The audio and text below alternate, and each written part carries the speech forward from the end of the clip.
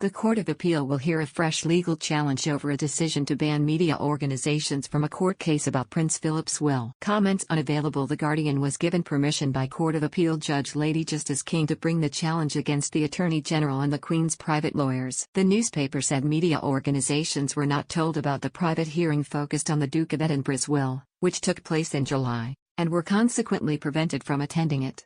Following the July hearing, the president of the Family Division of the High Court, Sir Andrew MacFarlane, ruled in September last year the will of late Prince Philip should remain sealed for 90 years. In its legal challenge, the newspaper intends to argue the case should be reheard in the High Court on the basis Sir Andrew failed to properly consider whether journalists should have been permitted to attend the original hearing or make representations in favor of being allowed to attend.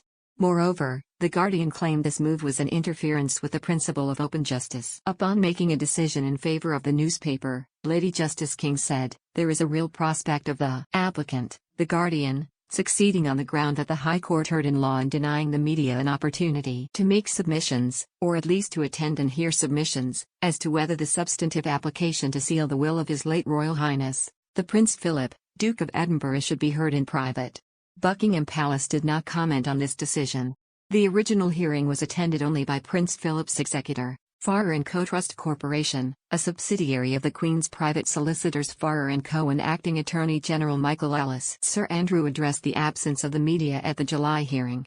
He previously said he accepted the argument that only the Attorney General can speak, as a matter of public law, to the public interest, and that there was, legally, therefore no role for those who might represent the media at a hearing, public or private, in putting forward any contrary view of the public interest.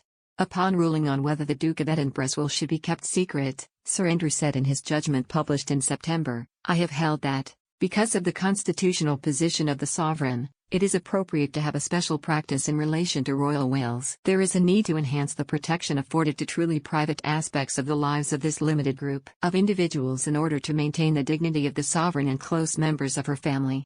He also said he had decided to hold the hearing in private because it would be likely to generate very significant publicity and conjecture which would defeat the purpose of the application. He also said, "I accepted the submission that, whilst there may be public curiosity as to the private arrangements that a member of the royal family may choose to make in their will, there is no true public interest in the public knowing this wholly private information." The media interest in this issue, he added, was commercial.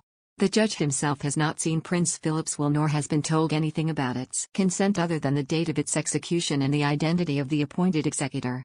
British law states the wills of members of the public are to be made public after their death.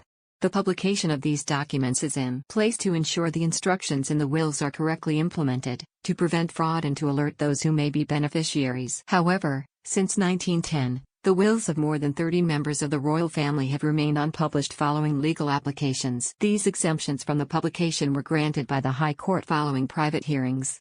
As the most senior judge in the family courts, Sir Andrew is the custodian of a safe containing the sealed royal wills.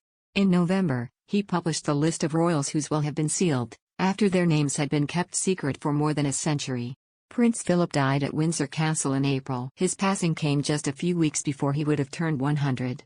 With his death, the Queen lost her husband of more than 70 years and one of her closest advisors.